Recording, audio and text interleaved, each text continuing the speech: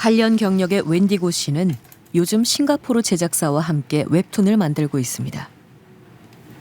서유기를 이제 바탕으로 이제 만화를 그리는 거예요. 캐릭터 디자인 같은 경우는 제가 국내에서 판권을 가지고 가고 있고요. 해외 내에서의 판권은 그쪽 회사에서 가져가기로 했어요. 설명해 주시면요. 지금 뭐 웬디고 씨도 AI를 활용하고 있습니다. 중국어 대본을 실시간으로 번역해주는 AI. 무엇보다 채색 작업에서 톡톡한 역할을 합니다. 네, 이 장면을 제가 해볼게요. 이 이미지의 캐릭터들의 원본에 웹툰 2도 명암을 그려주고 하이라이트도 넣어서 그려줘. 업스케일링 해줘. 이제 돌려볼게요. 좀 시간 걸리긴 하는데. 네, 이런 식으로 나왔어요. 만화의 생동감을 불어넣는 채색. 과거엔 따로 채색 작가를 뒀을 만큼 중요한 공정입니다. 예전에는 그냥 일반 기준으로는 2~3시간? 이렇게 2도 명함 있는데. 네. 하이라이트까지 넣는데요. AI 같은 경우는 이제 뭔가 시대를 거스를 수 없다는 생각도 드는데 한편으로는 작가들이 손해보는 것도 있을 거다 생각하거든요. 웹툰 작가분들 이제 그냥 관리직만 이제 찾지 아예 그 채색을 전반적으로 해주는 파트 담당들은 많이 줄어들거나 없어질 거예요. 하지만 캐릭터를 개발할 때만큼은 AI를 쓰지 않습니다. 샘플을 만들면서 이게 AI한테 맡겨본 거거든요. 네. 근데 얘는 좀 아쉬웠던 게 뭔가 너무 정적이달까요? 생동감이 많이 사라졌어요. 개성 있는 하나의 캐릭터가 탄생하기까지 그 속에는 창작자의 시간과 노력, 치열한 고민을 담아야 한다고 생각하기 때문입니다.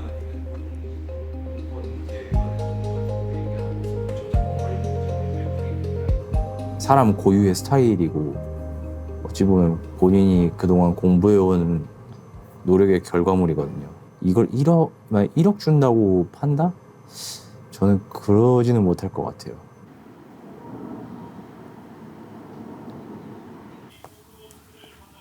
고등학생 일러스트레이터 1호. 그의 작품은 형광 네온빛을 활용한 강렬한 색감이 특징입니다. 우주를 주제로 한 작품인데 일단 얘가 전시 메인 작품이고 얘가 2번째, 얘가 마지막 3번째 작품이에요.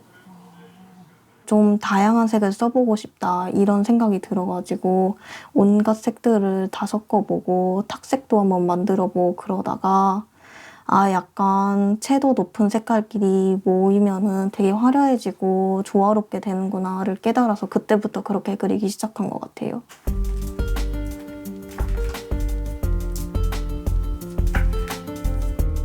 어렸을 때부터 그림 그리기를 좋아했던 1호는 애니메이션을 비롯해 다양한 작품을 접하며 자신만의 세계를 쌓아왔습니다. 화려하면서도 몽환적인 분위기, 그의 작품을 좋아하는 팬들도 많습니다. 그런데 1호는 최근 팬들로부터 뜻밖의 제보를 받았습니다. 자신의 작품이 한 AI 사이트에 학습되고 있다는 것. 해당 AI 사이트에 직접 들어가 봤습니다. 왜? 제 그림 또 학습해가지고 그러네. 새로운 모델 생겨가지고. 이것도 아닌가? 1호? 1호 네온 스타일 항목이 눈에 띕니다.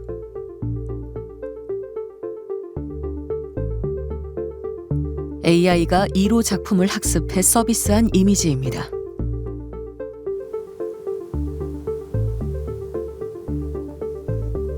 춤추는 모습을 그려달라고 직접 요청해봤습니다. 뭔가 그 느낌은 있다. 그러니까요. 완전히 똑같지는 않아도 색감 같은 게 이렇게 비슷하게 뽑힐 줄 잘 몰랐어요. 제가 배경 그릴 때도 이런 효과 같은 거 엄청 많이 넣는데 그것까지 그대로 얘네가 학습할 줄 몰라서 되게 당황스럽네요. 색감, 효과까지 양쪽 모두 1호의 작품 같습니다. 현재 유료 멤버십까지 운영 중인 사이트. 하지만 해당 업체는 1호에게 데이터 사용에 대한 허락을 구한 적도, 대가를 지급한 적도 없습니다. 이렇게 지나다간 진짜 완전히 똑같이 따라할 수도 있겠구나 라는 생각이 들어서 정말 충격받았고, 단순히 프로필에 AI 모델 학습시키지 마세요 이거를 남기는 것보다 더 큰 대책이 필요하다고 느꼈어요.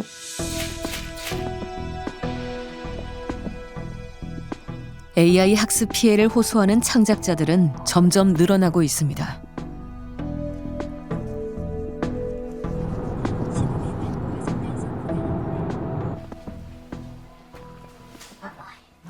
이런 창작자들의 두려움은 국내 최대 웹툰 플랫폼에서도 싹트고 있습니다.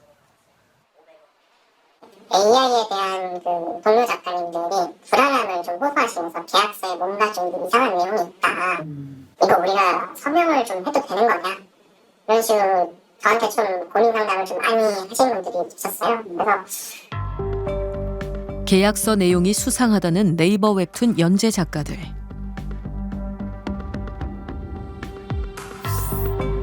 문제의 조항은 제4조 콘텐츠의 연구 목적 활용.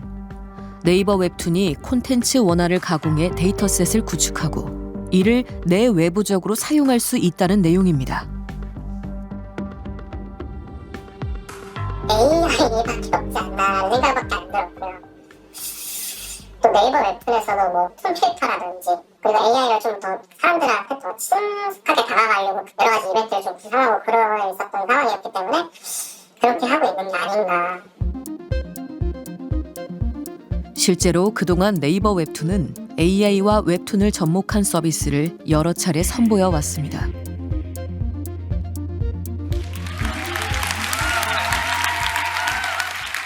네이버 웹툰은 사실 AI팀을 굉장히 오래전부터 구축을 했습니다. 생성형 AI가 혁신을 불러일으킬 것이라는 그런 믿음이 있었기 때문에 굉장히 오래전부터 준비를 해왔고요.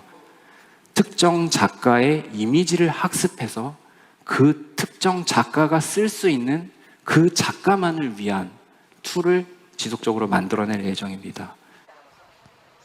창작자를 위한 기술이라는 설명. 하지만 작가들은 불안합니다. 말로는 작가들의 편의를 위해서 개발하고 있다라고 하는데 시기가 여러 가지로 좀 걱정이 되는 시기와 맞물리다 보니까 작가들도 이제 본인들이 작품 만들고 우리를 완전히 대체하려는 거 아닌가 걱정 같은 섞인 목소리도 많이 나왔었거든요, 그 당시에. 네. 이에 대해 네이버 웹툰 측은 연구 목적 활용 조항은 AI 학습을 위한 것이 아니며 작가 동의 없이 학습에 활용한 적이 없다고 추정 60분에 밝혀왔습니다.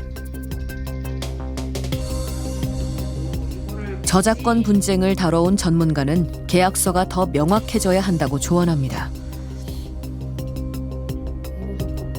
근데 이게 창작자 입장에서 봤을 때 이 조항만 봤을 때는 그럼 이 데이터셋을 구축을 해서 어디에다 쓰겠다는 것인지, 그래서 이거를 AI 학습에 쓰지 않겠다고 보장을 할 수 있는 것인지, 이런 점이 지금 확답이 안 됐다고 느끼실 거예요. 네이버가 그러면 응답을 해야 되는 거는 제 생각에는 적어도 이 조항에서 그냥 그렇게 구체적으로 밝히면 됩니다. AI에 대해서 학습시키는 부분에 대해서는 여기에서 면책되지 않는다. 별도의 학습이 이루어지는 일은 없을 거다라고 명시가 되어 있으면은 지금처럼 작가분들이 걱정하지 않을 것 같거든요.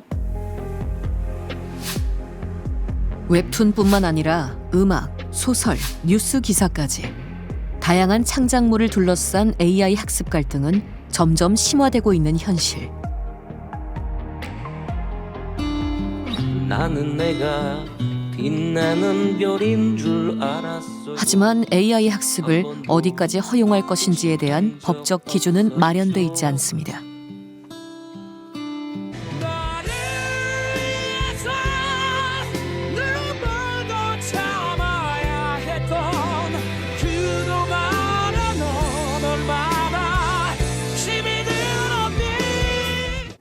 애초에 그 양질의 데이터가 존재할 수 있는 거는 저작자가 있기 때문이에요. 양질의 데이터를 만들어낸 저작자가 있고 그 저작물이 거기에 입력이 됨으로써 우리가 좋은 결과물을 얻을 수 있는 거거든요. 어떻게 하면 저 양질의 저작물들을 계속해서 우리가 받아낼 수 있을 것인가를 AI 기업들이 고민을 해야 될 것 같아요. 정당한 대가를 주고 사오는 것도 하나의 방법일 것이고 저작자들을 오히려 지원하는 것도 하나의 방법이 될 수 있을 것이고 이게 대립구도로 가면 안 된다고 생각해요.